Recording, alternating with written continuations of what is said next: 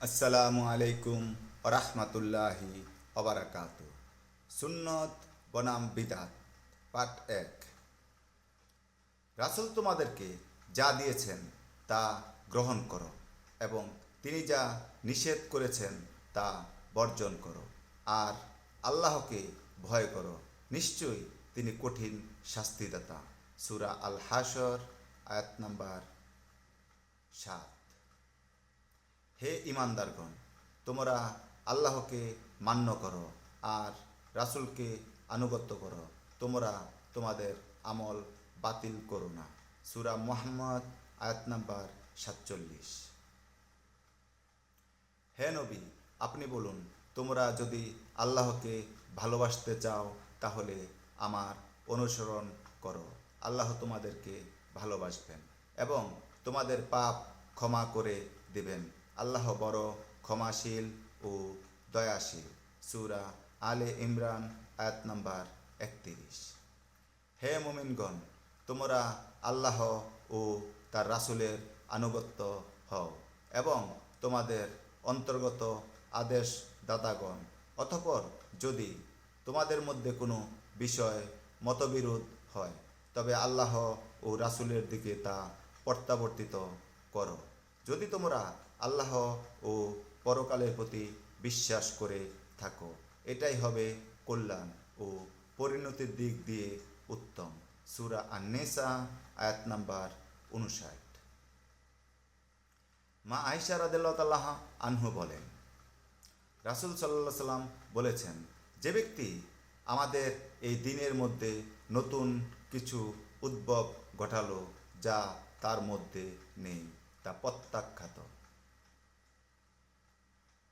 আয়েশা রাদিয়াল্লাহু তাআলা আনহু হতে বর্ণিত, রাসূল সাল্লাল্লাহু আলাইহি সাল্লাম বলেছেন, যে ব্যক্তি এমন আমল করবে যাতে আমার কোনো নির্দেশনা নেই তা পরিত্যাজ্য, তা বাতিল।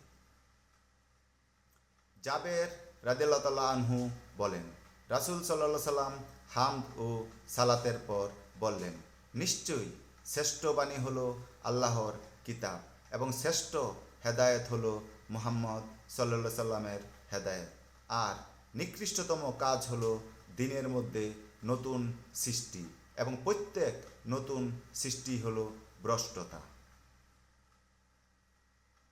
আর নাসাইতে রয়েছে, প্রত্যেক ভ্রষ্টতার পরিণতি জাহান্নাম।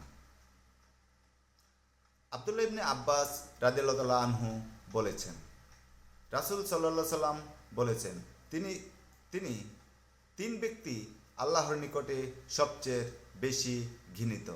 এক, যে ব্যক্তি হরমে নিষিদ্ধ কাজ করে। দ্বিতীয়, যে ব্যক্তি ইসলামের মধ্যে জাহিলি যুগের রীতি চালু আকাঙ্ক্ষা করে।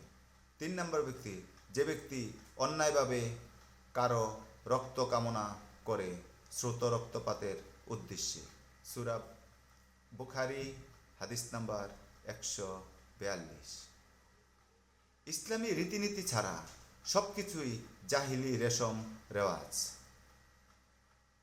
আবু হুরায়রা রাদিয়াল্লাহু তাআলা আনহু বলেছেন, রাসূল সাল্লাল্লাহু আলাইহি সাল্লাম বলেছেন, আমার সকল উম্মত জান্নাতে প্রবেশ করবে, কেবল ওই ব্যক্তি ব্যতীত যে অসম্মত। জিজ্ঞেস করা হলো, হে আল্লাহর রাসূল, কে অসম্মত? তিনি বললেন, যে ব্যক্তি আমার আনুগত্য করবে সে জান্নাতে প্রবেশ করবে, আর যে ব্যক্তি আমার অবাধ্যতা করবে সে জান্নাতে যেতে অসম্মত। মিশকাত হাদিস নাম্বার 43।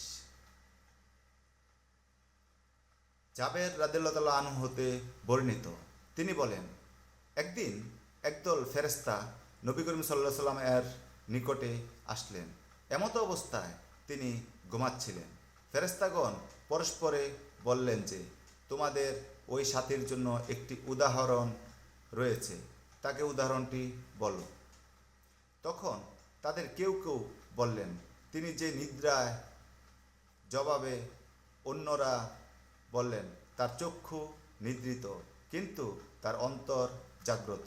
তখন তাদের কেউ কেউ বললেন, তার উদাহরণটি হলো এমন, যেমন এক ব্যক্তি একটি গৃহ নির্মাণ করেন, অতঃপর সেখানে একটি ভোজের আয়োজন করেন।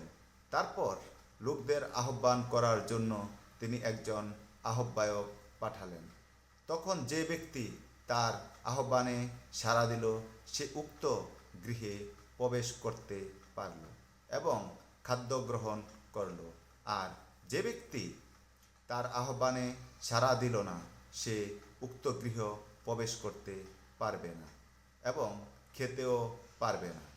তারপর তারা পরস্পরকে বললেন, তাকে এই উদাহরণের তাৎপর্য বলে দাও, যাতে তিনি বুঝতে পারেন।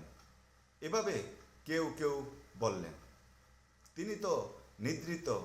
অন্যরা বললেন, তার চক্ষু নিদ্রিত, কিন্তু তার অন্তর জাগ্রত।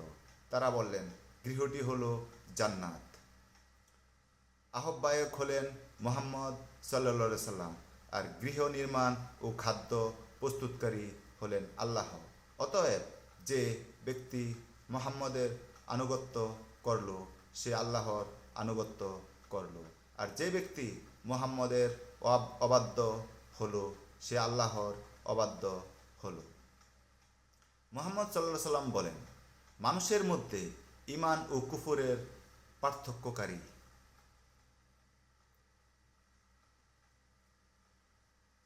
মুহাম্মদ হলেন মানুষের মধ্যে ঈমান ও কুফরের পার্থক্যকারী।